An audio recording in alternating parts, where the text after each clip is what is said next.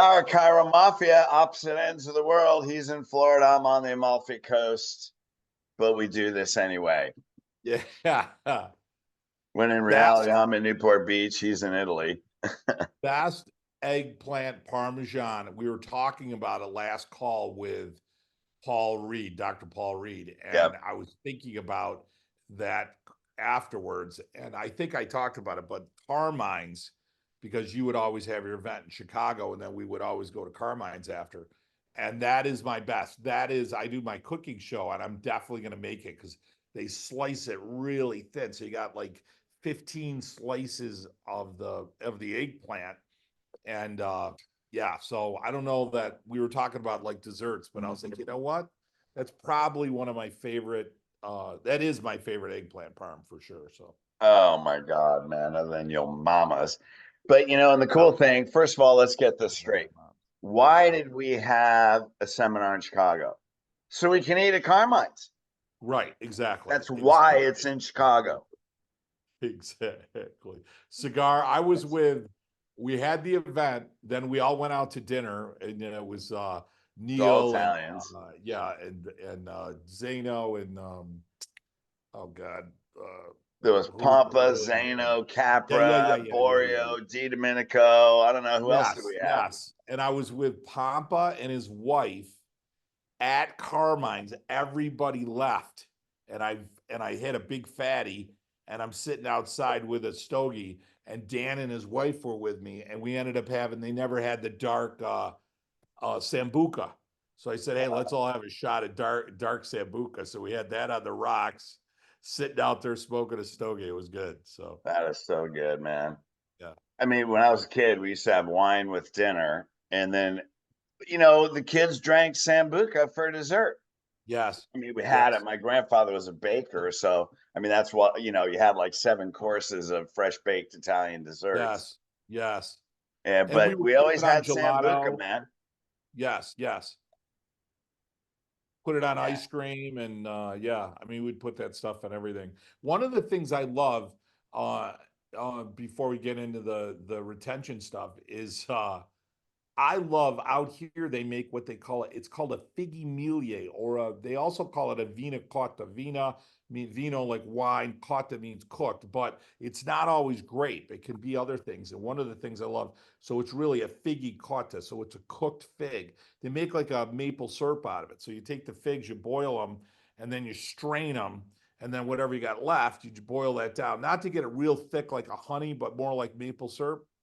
Man, that if you like figs, that is just it's Dude, like I love yeah, it's figs. like a reduced balsamic, but with fig flavor. Oh, and sometimes I'll mix it with reduced balsamic. So you take an old balsamic, you mix it with the fig juice. Oh man, it is good. Dude, you put that on your steak, you put it on freaking everything. Fred, I haven't found something it doesn't go good with. I've tried it. Yeah. I literally brought it to restaurants, and Melody's looking at me, and I'm just putting it on stuff. Like, man, it goes good. It goes Oh good my with God, man. That's so Italian. My this. grandmother, they would always carry the red peppers in case they don't have hot Yes, peppers, right? So yes, they'd be pulling all the stuff out of their purse. That's so Italian. And then, of yes. course, my mom, I mean, I don't know, how Italian is this? Oh my God, look at the bill. Take a fork. Like my mom. What are you doing? Take a fork and a knife. Put like a fork in her purse. What Open are you up your napkin. Open up your napkin. We're taking some food. I know. It's like, what are you doing? You're so weird. Take a fork. Look at that bill. That's why when you go to the house and you go to somebody's silverware drawer and you wonder why nothing matches, I that's know. why. That's why. That's so funny. Well, you had your own restaurant, so Yes, you yes, probably didn't do that, man. But there's probably, I mean, you live in a friggin' primarily Italian place, yes, yes, right? Syracuse. Oh my God, yes. man. Yeah, it Yeah, it was was so funny. hilarious. I used to do this is the first year. I haven't done it in, I think it's been 10 years. They have the Italian festival in Syracuse. And I always do because I started my cooking show. So John Cerrone is the head of it. And somebody I take care of in the office and such. And so he asked me to do it. So I would always do a cooking demo. We'd have a good crowd there. And so this is the first year I haven't done it. So it's kind of sad. They were all messaging me, hey, it's in a couple of weeks. But I go, yeah, I'm not going to be there, big guy. First time in 10 years, but it was fun. Yeah. It's funny because when I was growing up, speaking of restaurants and families, I had two sisters and a mom. Of course, my mom always ate all her food. She's 4'11" and she eats like a 220-pound man. And she's not really fat. I mean, she could lose a few pounds, but you wouldn't look at her and go, she's fat. You'd Yeah, say, yeah, she could lose some weight, but for me, she's 87. You know what I mean? exactly. So my mom usually finished most of her food, but she's an Italian mother, and there's nothing greater for an Italian mother to feed their son. So I come Yeah, home from college, man. We go out to a restaurant. I eat my dinner. I would order two entrees. Then I would eat whatever's left over. If there was leftover, was my mom's. Then my sister's. Then I had two sisters. I can mac on their food. So now when we have like my sister cooks for the family for the holidays. And when you walk in, as soon as I walk in, they already know you got to get food for Fred because he's hungry. Like that's automatic. And then my sister is married to an Hispanic dude. So we kind of do a serve yourself, take the thing, take your plate to the table. And I always go first. And so one day he gets all pissed off. How come Fred gets to go first? Ladies should go first. And my sisters look at him like, Fred goes first. Like, what's your problem? Like they didn't even understand what he was talking about. yes, yes. That's funny. Funny, like, dude, just get over it. It's okay, man. It's okay. Just calm down. You know what? If you want to be first, I mean that's not going to work, but you can be second. Yeah, yeah. That's funny.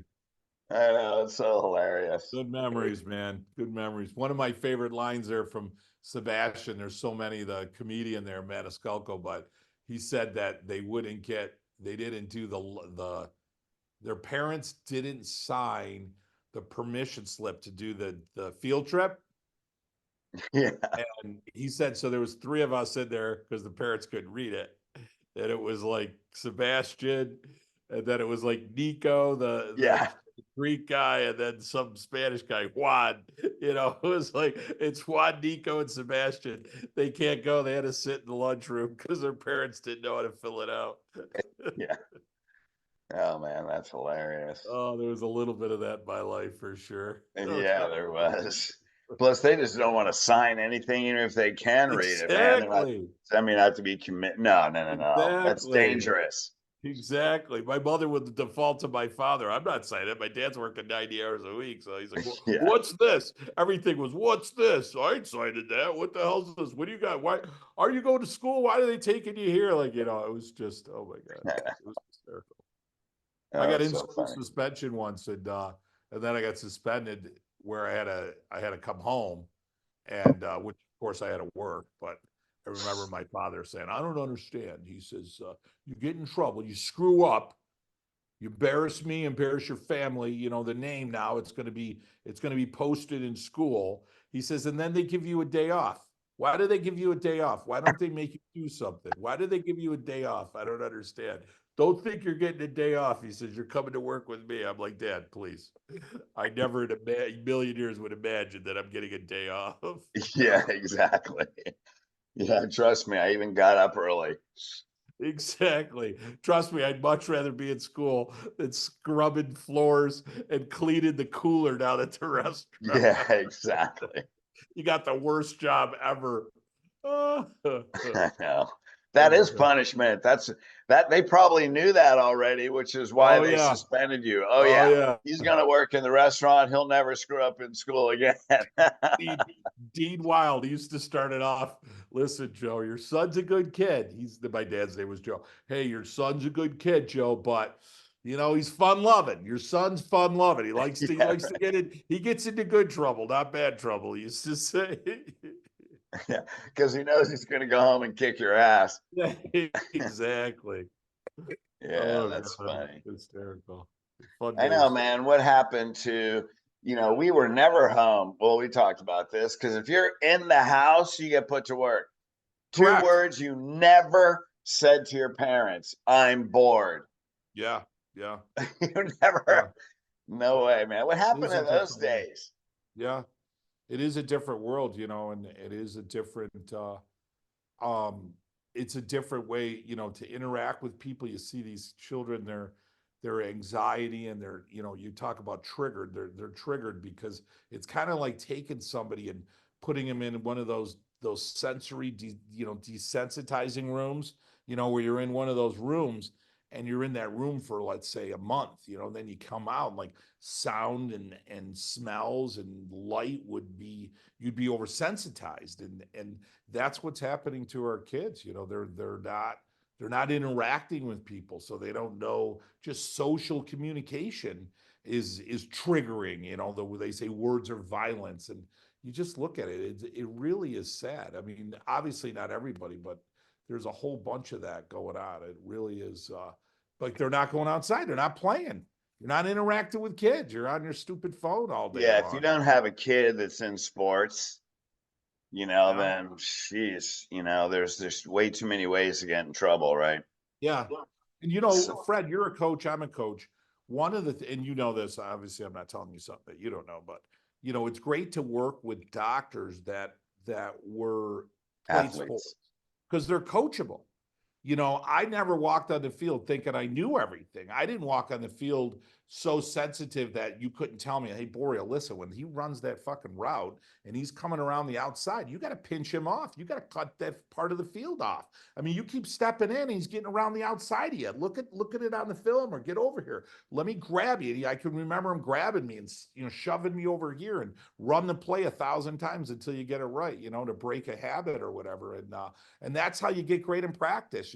Make mistakes. Those are good. Don't try not to repeat them. And you're going to learn by that. But, if you walk in thinking, this is what I want to do, or no one could tell me what I'm going to do, or I know everything, or whatever, like, if you're not willing to empty your cup, like, man, it's going to be tough to be successful. It's okay to not know everything. It's okay to fail. It's okay not to be the most successful right now. That is raw material of greatness. And if you're not willing to be that raw material to be molded to greatness, man, you're gonna have a tough time. You're gonna have a tough time growing. So Well, and this whole thing that we, long intro and people are listening to this, hopefully the stories are a little entertaining, keep your attention, but this is leading to something. And what you're just talking about is, there's great athletes. Why do they become great? Well, it's not always because of talent. It's right, because they had determination and purpose. right, And that's the thing. It's like you don't need to be talented. I mean, I look at the things. I was all full of energy and no skill, when I right, came out, but I was full of passion and full of purpose. And purpose is what gives you the stamina, yeah, to develop the skill, because you have to learn a skill you haven't done before. And that's one of the correct, reasons we're here on Cairo Mafia is, people complicate things, man, and volume is simple. Getting a patient to change their belief systems to live chiropractic. It's a belief system. It's simple communication, yes. and you listen to Joe, how simple, and it's like you were raised with it, because what was one of your dad's first things? Let me ask you a question. Let me You ask know you a what I mean? question. I mean, he trained you to change the Yeah, way people think. You yes, don't teach them what to think. That's patient correct, education. You yes, teach them how to think. yes, And yeah. if He you don't wants you teach thinking. Yeah, if you don't teach them how to think, I mean, how many people have you come in? They really want to be a patient. They're all excited. They call the next day before day two and they cancel. Well, I'm going to go. My sister told me I need to go to her orthopedist or whatever, Right, right, because you taught them what to think and they couldn't stand up for themselves. correct, correct. Yeah, And that's one thing we say: you can't create sheep and send them out into a world of wolves. right. You got to create leaders, purpose driven leaders as patients. So one of the questions I just came back from the retention boot camp is we start out with is what type of patient do you want to create? Exactly. So what were some of the bullets? Well, somebody that gets it right from day one, doesn't get, doesn't start a program, but gets lifestyle from day one. Right.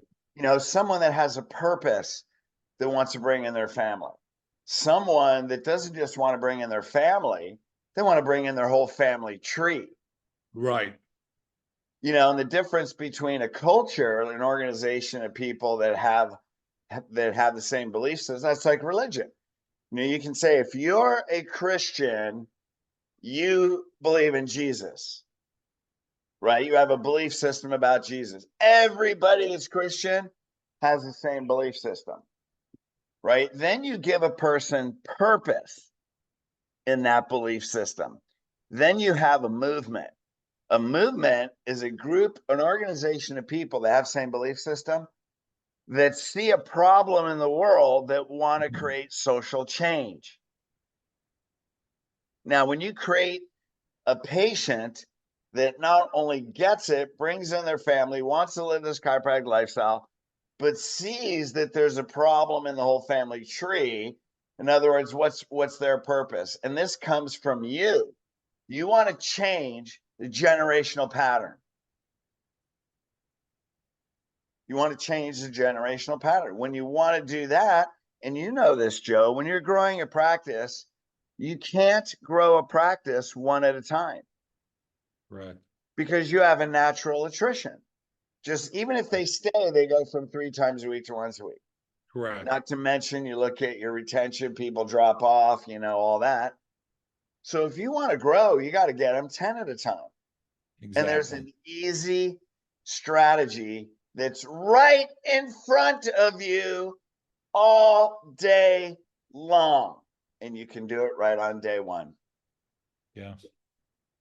And we're going to talk about that. So before I go off and giving a boot camp. Well, you're gonna, share with us, which is great, and communication, but it's really asking the question. You ask a question in such a there's really there's many different types of questions, but in practice, you want to ask a contrasting question and you want to ask a consequential question. Contrast question, sick, healthy. Make it real simple, black or white. It's A and B. You only got 2 choices. Hey, if that nerve's pressed out and it goes to your liver and it's not getting messages, does the kidney get healthy or sick? That's a contrasting question. If I'm going to ask consequential questions, hey, if your liver gets sick, talk to me about your life, what it's going to be like. Talk to me about the quality of life. Talk to me about how your body's going to be able to work. What's that going to do for you? Those are consequential questions, which certainly add an enormous amount of value because they understand the contrast and then they understand the consequences. So you're taking pain from present and future, you load it up, and then it creates emotional leverage in order to nudge them into a better decision. So when you listen to Fred, and Fred shares with us his brilliance of taking all of that and then, getting in them into that belief system of, asking that contrast and consequential in the same way. I don't want to steal Fred's thunder because he's going to share it, but he's going to ask those questions on day one, and everyone's going to answer I say everyone, 99.9% are going to answer that way. And then when they answer that way, you're building upon that. And that's you're creating believers, you're creating warriors, but you're making it so simple in contrast that they would never pick, they would never pick B. They're only going to pick A. You already know what they're going to pick. So Well, and you're guiding their focus to pick it. And then, once they answer, they may not believe what you say only because they're coming in with certain belief systems. sure. But they always believe what they say. Correct. Exactly. And that's the power of asking questions, right? That is the power. You control and the so conversation. when they answer and they agree with their own answer, right. You're rewiring them to Exactly. change So now it's their belief system. Exactly. Right. And so, numerous small beliefs lead to a big belief, right? So we always say, like, if you want a person to live lifestyle, that's like jumping off and that's like jumping off a 100-foot cliff. But if you take them 99 steps down the cliff, 99 agreements, committing to their whole life and bringing their family is like stepping off a curb. That's the financial. It's like stepping off a curb. It's not like jumping off a 100-foot cliff. So let me give you the secret, if you want to call it. Now, this got to come from the purpose of the doc. And here's what was impressed upon me We started this in the beginning of the boot camp and then saw evidence of it for the next 2.5 days. And that's when your purpose is not to create a patient. Your Correct. purpose is to break generational patterns, Yeah. because health patterns pass through generations, because subluxation patterns pass, posture patterns, belief systems Sure. pass, diet, lifestyle, right? Most people aren't genetic, they're acquired. So when your focus is, I'm going to break generational patterns, I'm not going to create a patient. Now here's the thing. Here's the fascinating thing. You have in your brain, you have the reticular activating system. In the Bible it says, when you seek, you'll find. Yes. So your mind tells your RAS what you want to focus on, and then you find it in the world. So if your intention is to create a patient, you're not even hearing what they're saying Right. about generational patterns. Now, here's the first clue. Like, we have a patient application form. Do you ever look at the family history? Does anybody look at the family history on an intake form? So I was on a coaching call with someone that, came to the weekend, and we just stressed generational patterns. And I'll give you the big epiphany in a second, because, I've been looking at this patient application and I've never looked at family history. And I go, I can't believe how many diseases people fill out the form of their Yeah. family history. Yeah. It's like they come in for back pain, but they got diabetes and they got cancer and they got thyroid problems, and they got hormone problems, and they got all these problems in their family history. And this person has an immune system problem, or they already have an autoimmune And there's diagnosis. your consequential question right there. Do you want to end up like your parents? You want to end up like your brother, your sister, And then the purpose question is once you have a message that spinal cord's your lifeline, it carries energy. Now, here's the next thing. Did any of your other healthcare providers tell you that? Before they told you had a hormone problem and gave you hormones, did they ever tell you that the energy in the nervous system controls your endocrine system? Did they ever tell you it's not getting the right information? Right? I was on a coaching call. It was a dude with leukemia, and he was in remission.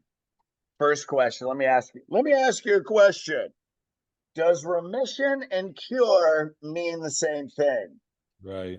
No. So you're 56 years old. You were diagnosed a year ago. So you basically had 55 years with no leukemia. What happened? Right. What changed in your body that it created leukemia? And first of all, let me ask you another question. If health is energy, does a dead person's bone marrow continue to make red blood cells? Right. And that was, a great line from you when a patient, Dr. Joe, what do you think about vitamin C? Well, what's it do for a dead person? Right. And then you just walk away, right? You just leave them with that, because you got 80 people waiting at, 700 a Exactly. day. And so what's the difference in your bone marrow and this? When did it start getting the wrong information? Did Right. your oncologist ever tell you that, or is he just dealing with the end result? Wouldn't you want to know what happened that all of a sudden at 55 you develop leukemia? Yeah. Yeah. Because I assume the emotion for leukemia remission is hope. Do you want to Right. hope you never get it again, or do Yeah. you want to have the confidence that it can be cured? I always ask people, is this your healthcare plan? I hope I don't get sick. I hope I don't get sick. I hope I don't get sick. You know, so Now I'm going to tell you what's so brilliant about what you did. what? 55% of people learn visually, and body language is 55% of influence. So what did you do? You went like this and you showed them, because they're like, holy shit. Just that body language in Malone means screw that, man. I'm Yeah. in. I'll tell you, talking about what you're sharing, Virgil Strange talked a lot about that. The subluxation limits the communication, and it allows the body to remanifest the disease. But the body's not manifesting the disease. It's an absence of communication energy that's allowing it. But so real simple example. So we're in Italy and we're wrapping the house up. We're packing the house up to get back to the States. and we have one of those really long Italian, the everybody sits at and all that, one of these tables, and we have a very large grassy area, and By the it's way, been really large tables are called Italian tables. If you ever got to Italian buy a table. really large Yeah, table, yeah, hey, just yeah. curious, do you have an Italian table? So it Oh, takes you a mean the few people. extra large Yeah, ones? Yeah, exactly. The long yeah, one. Yeah, yeah. yeah. So we got to move the table. It's heavy, so it takes a few people to move it. It's been there for the summer. We got here in May. We're headed back, and so we move the table. So the grass is all plush green, and we move the table. So what color is the grass under the table? Brown probably hasn't Yeah. been watered or Well, sunshine. right. It's not getting any sun. It's getting water. It's not getting sun. It was just one of those moments when it moved away, and I was like, wow, how chiropractic is that? You talk about the divine, you talk about light, you talk about energy, that affects chlorophyll, that creates photosynthesis, that allows that grass to be alive, and not only alive, to thrive and look beautiful and grow and do its magic for carbon dioxide and oxygen and all those wonderful things it does. And yet when I block it mechanically, I block that expression of force, of energy, of intelligence, those photons, all that critical information and all that critical energy that's supposed to hit the grass. It's dead, and I'm thinking, geez, that's a liver, that's a kidney, that's a thymus, that's a thyroid. That's what all that grass is. And it's sick and dying because something is blocking that life, that energy that it needs in order to thrive, to do Dude, what it and already did, right? that's why you saw Right. 700 a day, because the whole world is chiropractic. Like that's what you Right. see. That's That's what why you you do. saw 700 a day. Yeah, yeah. It's I crazy. know. And that's what I'm talking about. See, you move the table, you see chiropractic. So we're role playing a report of findings. You have the spouse and their wife, and so we do like the brief pre-consult to catch spouse up.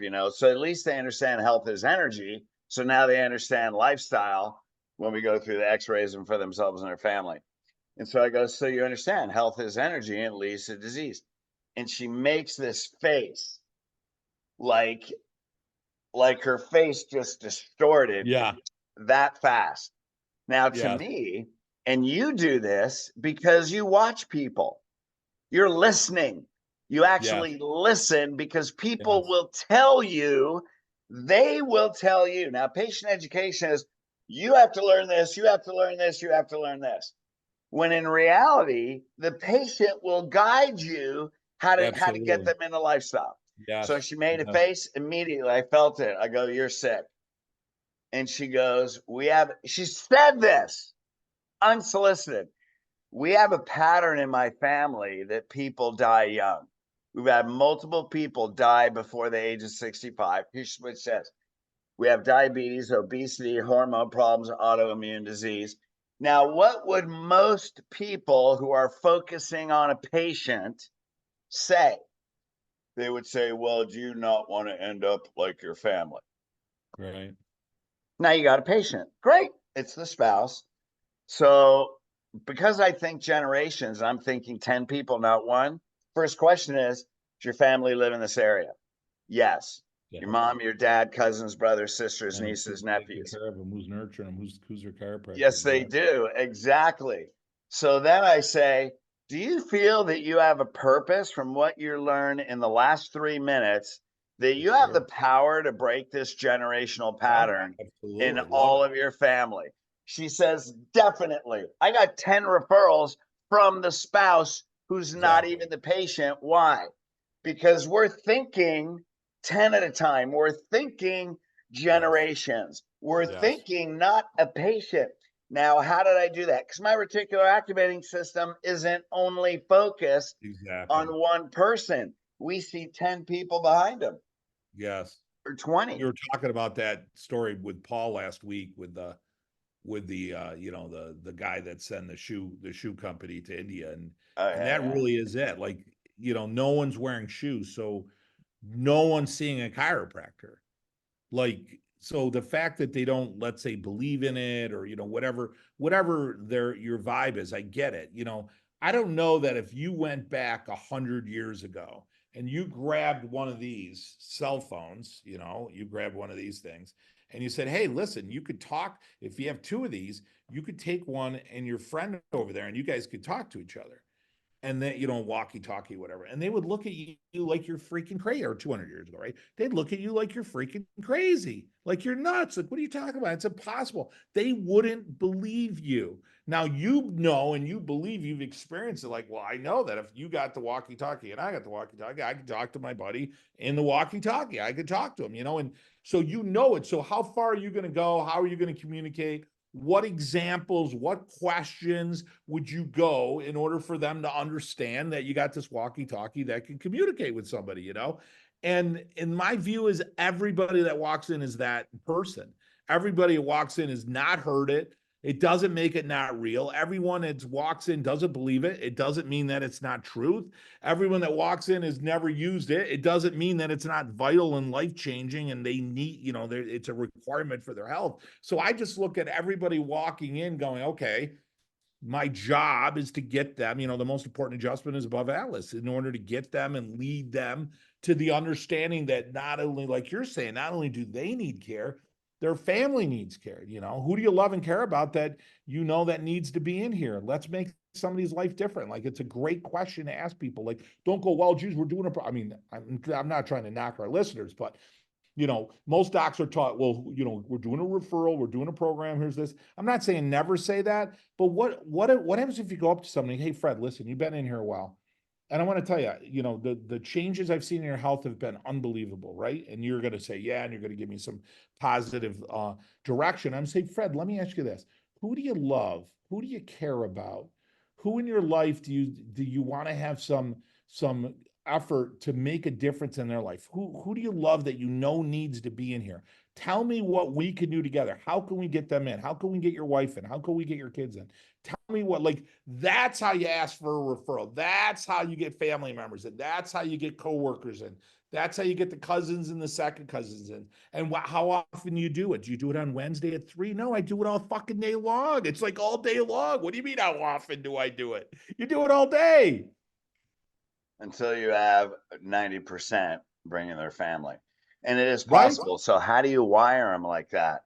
Well, one thing, like what you said, they can't grasp the cell phone because they've never been told that. So we're Correct. like, okay, how do I make something, how do I change a person's mind so fast and easily on day one when they come in for Right. another reason? Because once they understand the spinal cord is a lifeline, once they get that, and then if they're like, hey, the reason you can hear what I'm saying is because your spinal cord. Yeah, I get their cranial nerves, right? The reason you're rolling out your eyes at me right now is because you have energy in your nervous system. The reason you may Exactly. be scoffing is because you have energy in your nervous system. Like, that's pattern interruption. But what you do is say, did your doctor ever tell you this? Did your other chiropractor, who set a small goal for just pain relief, tell you that injury is like a dimmer switch wall shutting down the energy? Exactly. And you've had, menstrual problems for 22 years, and you'd have had back problems since you were a gymnast as a kid. Exactly. Exactly. How Exactly. did you get an autoimmune disease? How many drugs does your immunologist or whatever the rheumatologist specialty is, did he put you on? And did he tell you the most common cause is tension on the spinal cord from a weakened structure in your spine? Did he tell Exactly. you that? It's the most common Exactly. cause. Exactly. Now, I'm sure everybody who educates their patients, you get people who say, well, how come my other doctor didn't tell you that? Don't wait for that answer. Do it with every person. Exactly. And if they don't get a little bit irritated that they weren't told, that means they don't understand that energy movement to the spinal cord has determined their health, and they've paid a cost because they weren't told. Yeah. There's a great which through McDonald's. McDonald's did the upsell. So, do you want to supersize it? Do you want extra large with that? Whatever. So that was a consultant who came in and said, hey, listen, let's let's ask this upsell and see how it happened. And it was 33%. I mean, it was monumental. It was billions of dollars that it added just by asking, do you want to supersize that meal? And for whether it's healthy for you or not, that wasn't the point. So my point is that just by asking, even if you're not good at it, even if you're nervous, even if your voice cracks a little, take some of that verbiage that Fred's sharing with you, some of the gold he's sprinkling right now. And that's what you do. You incorporate it, even if you're not great at it, you just do it. And what's going to happen is nothing bad. You're going to start to get more people. The more you do it, the better you get at it. But all of a sudden, you get 1 or 2 extra a week that you weren't getting before. And I'm not saying not to do Facebook and talks and screenings. I do all that. I'm not saying not to do that. But what I'm saying is you don't realize the gold that's already in your practice of people that you've Oh my already God. gained their trust. They already love you. They already care about you. They're willing to take bullets for you. That's the group of people right there that you wanna shower with asking for referrals. That's the gold. Yeah, and we always say if you have to market, if you have to advertise, if you have to do all these things just to maintain your volume, then that's the problem. So what we're sharing with you is you can double your practice just by doing this. So when your intentions break generational patterns, and then you give them purpose. We talk about 5 questions, and Joe, you and I do the exact same thing. We may have different ways we communicate it, but we Sure. literally do the same thing, like how you approached a referral. And what I've done is like I used to have a conversation, like you have a conversation. My whole Yes. script system was a conversation because that's what I did in practice. But when I wrote the Exactly. script book, people didn't understand the conversation. So I had to break it down into steps. Correct. So here's one thing of exactly what you said based on 5 consecutive questions. Hey, one, when you came here, did you know health was energy and your spinal cord is a lifeline that keeps your body healthy? Did you know that? No. Well, the reason you showed up sick and injured is because none of your other healthcare providers told you that. Would you agree? Yes. Yes. So can you see how chiropractic is healthcare lifestyle for the Yes. rest of your life? Yeah. Yes. By the way, when you go home and kiss your wife and hug your kids and help them with their homework, which one of those isn't living they have a spine and nervous system, Right. but they're not taking care of it, Exactly. following the same pattern that you do because you're passing it to your family. Absolutely.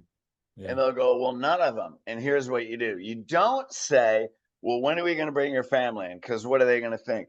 Oh my God, my daughter's got piano lessons. My son's in martial Right. arts and Right. football. My wife's running around. They get overwhelmed. All you got to do is say, who do you want to start with? Yeah. And they'll That's go, good. bang, my 16-year-old Yeah. son with allergies. Yes. Walk them up to the front desk and book an Exactly. appointment. If their name isn't on the book, you're just a friendly guy. And Exactly. that's why you're struggling. That's Exactly. why you're stuck.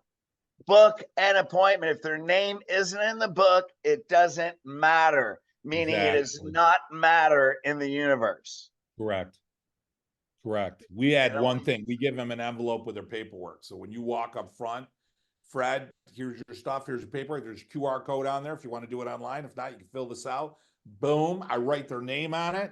And I say, Lisa, we're going to put Fred in when Friday. Fred's coming in Friday at 5 o'clock. I'll see you then. I'm looking forward to it. Going to make a big difference in your life, Fred, or your wife's, your wife's life or whatever. I mean, yeah, walk them up. When they miss adjustment, walk them up. When there's a change in schedule, walk them up. You one of the incongruencies I see, and again, not deliberate in the profession, is that for a principal doc, we're over there telling people how critical, important, how significant it is, but then we don't handle the adjustment and the subluxation with the same level of care or nurturing or concern when they miss. So you can't be like, wow, this is bad, this is bad. Well, you can, obviously, but if you're doing that, you're sending mixed signals. Oh, I missed my adjustment. Oh, no big deal. Don't worry about it. Shit. You know what? I mean, no big deal. We'll take care of it. Like, I get what you're saying. You're saying I could accommodate.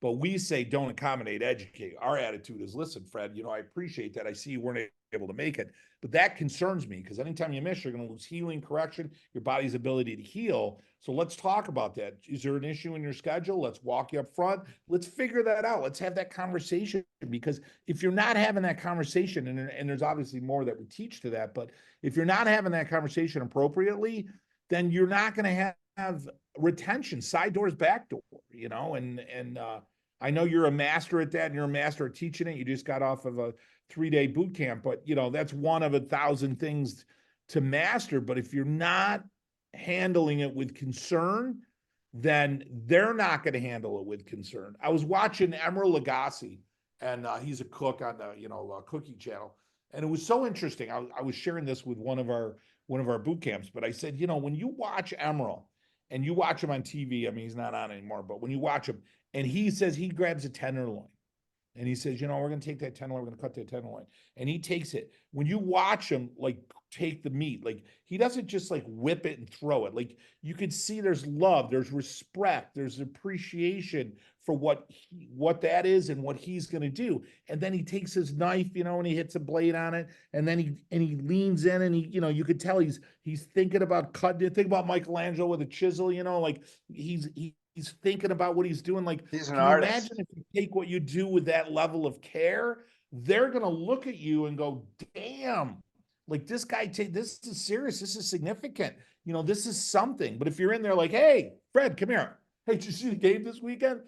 Yeah, man. I mean, if you're doing it that way, how can the subluxation be critical? How can innate in the spinal cord be critical? How can it be delicate and something that needs to be nurtured? And then we handle it like it ain't nothing but a thing. It's incongruent. You're sending the wrong message.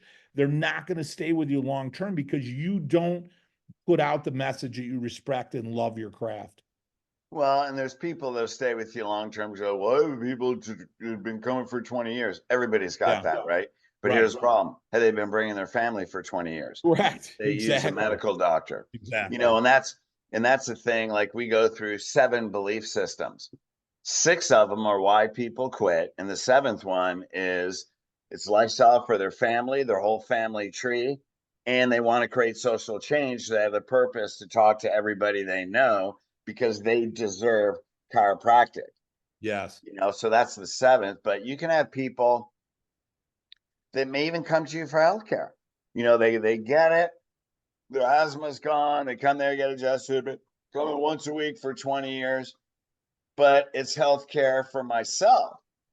And what do? Well, my son doesn't have back pain. He doesn't have asthma. I'm the one that had asthma. He doesn't have anything. So you can have people that are loyal patients that even get it. The problem is they get it for themselves. Yes, correct. They still have a family history. Correct. Their kids, and that's the thing is those kids are in that family history pattern. Correct. So are their nieces and nephews. So is their brother and sister. Correct. So when you want to break generational patterns, you have to have everybody. Yes. So they have to have purpose. Yes. And they have to know health as energy is not a condition. It's a beingness. It's who you are. Yes. They got to take it as an identity. Yes. And then they'll bring people all the time. Tony Robbins talks about there's a difference between I'm trying to quit and I'm a non-smoker. When you identify as a non-smoker, those are the people that smokers don't want to be around because they're the annoying people that used to smoke and now they're not. So, so they were a former smoker, non-smoker, and they're going to annoy everyone because they're on a mission now. You know what I mean? Because they identify, I'm a non-smoker. I'm a former non-smoker right now. Yeah, so I don't want to smoke your smoke. They're never going to touch a cigarette ever in their fucking life. But if you say wow, look, I'm trying to quit, I'm been smoking, though their identity isn't there. I always say, are you a Rolex or a Timex? They both tell time, right? Obviously, but how are you going to treat a Rolex versus a Timex? I mean, you're going to treat a Rolex entirely different. So everyone's a Rolex, everyone's a Rolex. The adjustments are Rolex. Your chiropractic's a Rolex. How you put your hands on people's got to be a Rolex. How you talk to people's got to be a Rolex. You can't brand it as a Timex because then you don't give a shit. And you're teaching them that they shouldn't give a shit. And you don't mean to, but that's what happens. Yeah, absolutely. And then if they do miss, most chiropractors are just glad their patient showed up. Yeah, You yeah, know, but like what you said, you didn't create the healing experience. And not only that, when they're on corrective care, think about it. Why do they come 3 times a week? Because they're in the health recovery stage. Their spinal right, structure isn't stable. right, And so what I right. used to tell my patients is, look, but I was spinal correction, right? Hey man, you're subluxated. Your structure is weak. It's injured. It's Right. like plus it's like a sprained ankle. You can't use your body in a way that created injury and disease and expect to get healthy. You got to change the way you use your body. You got to know your Exactly. subluxation patterns. So what I'd say is, look, your structure is weak. So if you don't come in, you may hold that posture 24, 36 hours.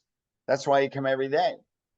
So I would say you're dependent on coming here 3 times a week to jumpstart, like jumpstarting a battery, Yeah. jumpstart your nervous system for healing.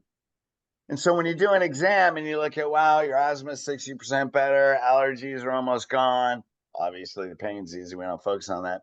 But you go, why is in 60 days, your overall health has improved 60%, but your spinal structure has only improved 20 to 30%?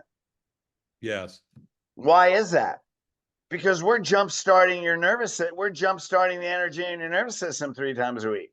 So Exactly. don't get all cocky and think that this is the way you're going to set, Right. right? Exactly. And the next thing is, you've had asthma for 32 years, right? Just because your asthma is 80% better and you're only 60, 80% improved, you don't even know what 100% is. You've Correct. probably never experienced 100% energy in your potential and who God created you to be. You don't even Exactly. You know have what it's no, like. You're getting all exactly. cocky now, motherfucker. Exactly. Right. Yeah. Exactly. No, we're going to the end. Right. Right. Yeah. And then we're gonna, once we get there, what's most important? What didn't you do? What weren't you doing? Now, I'm not beating on you, but what weren't you doing? Yeah, that's how you It's got here. It's what you didn't do. right. Is why you're here. That's why, You didn't live you get people lifestyle. like, you got to fix me. When somebody says, you got to fix me, say, why'd you break? Why'd you break? I'm just curious. Why did you break? I don't deny that you need to be fixed, but why did you break? Because you weren't what? You weren't taking care of Powerful it. question, man. Yeah. So listen, if you're not taking care of it, like, do we want to go back to that? You want to break again? And each time you break, is it going to heal stronger? Like, if you got 5 breaks in a leg, is the leg as strong as the leg that never got broken? Of course not. So is that how you want your health to improve? Is that how you want to live your life? Of course not. So, but if you ask the right question and you come from a place of, there's, and I know you're of the same place, Fred. Like, I hear people say believe, like I believe, and I get that. I understand that. But listen, it's not a belief. It's a knowing. Like 2 + 2 is 4. Like there's nothing in your brain that can That even says like it isn't. question that. It brings a level of clarity and Certainty, confidence yeah. and almost stability in your life because there's order and there's order. There's no health and crooked. That thing doesn't work better when it looks like that. It looks better when it looks like that. So we got to get it closer to that and then keep it like that. And the only reason it looks like that is because you were what? You weren't taking care of it. Like it's so easy to get them where they need to go. And obviously, there's different ways that Fred and I explain it. But in the end, when I was really trying to grow and really wanted to see a lot of people, one of the things I learned was I went to visit a bunch of busy people and guys that were really seeing a lot of people. And what I found was everyone did something a little different. I wouldn't say a lot different, but Ian Grossman was different than D'Onofrio, was different than Ernie Landy, But and it was all the same. right, but they all did everything the same. In other words, if you went into Sigafus, he handled his first new person the same as he handled the 1,000th. You know what I mean? So now he might have handled his 1,000 that day a little different than Reggie, but Reggie handled it everyone exactly the same. Grossman handled it the same. Landy handled it the same. D'Onofrio handled it the same. So that's the thing. When you hear Fred and I, and maybe there's some different examples that we use, you could be assured when you go into Fred's office, there's protocol, there's procedure. And I love the word strategy. There's a strategy.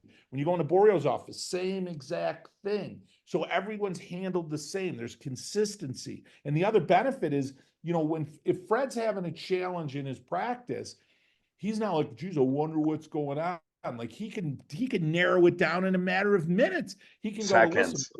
our newbies down. What's our day 2? What's our day 3? What's our retention? How many people are making it? I mean, you could figure it out, and then you could find out, hey, it's a new person up front. We got some training. I'm a little weak on this. We need to work on that, whatever. Like you could figure it out because you got a structure. And that's the benefit of coaching. But if you're just going to the office, and again, I say it out of love, winging it, if you're just winging it, you don't know what's happening. You'll never get a command on your practice. You'll never see more than 100 a week, ever, ever. Yeah.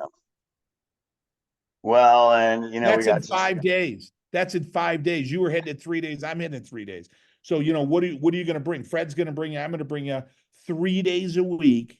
You're going to see 100 a day. You're going to bang out 300 plus in a week. You're going to make $500,000 to $700,000 a year take home, before taxes. You're going to serve a ton of people. You're going to change lives for generations, and you're going to have time to have balance in your life. No, you're not going to learn that in school. That's what we bring you as coaches and mentors, because we did it, absolutely, and that's what we do every day when we talk to docs to elevate their life. absolutely.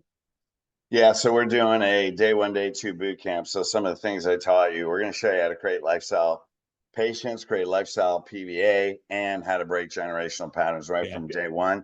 Go to Elite Coaching LLC or give me a call. It's pretty easy to find my number.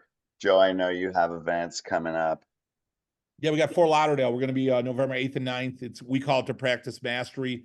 We got 8 docs that are going to be speaking, and we also have a technique. Dr. Norm Colby is going to be doing a technique event on Saturday morning. So if you're looking to hone in your skills, he's probably one of the best adjusters on the planet. So we're really excited to have him. We got some very highly successful docs that are going to talk about what they've learned, what they bring to the practice every day. It's going to be What are those a dates? very powerful event. November 8th and 9th, Fort Lauderdale. Okay, awesome. Cool, Hilton. man. Hey, we BT. love you guys. I know we went through the great Italian stories, and so I would listen to this a couple times. Yeah. Because if you A lot can of do nuggets. that, there's some certainly life changing, not only life changing for you, more importantly, life changing for generations. Yeah, exactly. It's right in front of you right now. Okay, love you guys. We'll see you soon. So yeah, thanks, Peace. Fred.